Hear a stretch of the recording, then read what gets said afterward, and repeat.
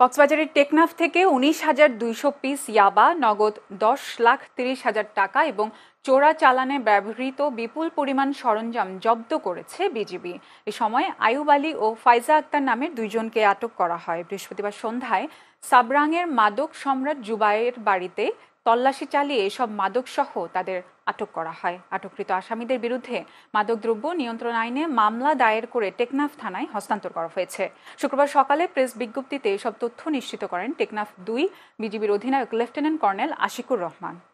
এই বাড়ি তল্লাশি করে আমরা এখন পর্যন্ত যেটা পেয়েছি সেটা হচ্ছে প্রায় ২০,০০০ মতো ইয়াবা। একদম এখন পর্যন্ত যে কাউন্টিং চলছে তাতে ১৯,০০০ ইয়াবা পাওয়া গেছে। এছাড়াও ইয়াবার গুঁড়া পাওয়া গেছে। এছাড়াও দেশীয় অস্ত্র, ধারালো অস্ত্র পাওয়া গেছে।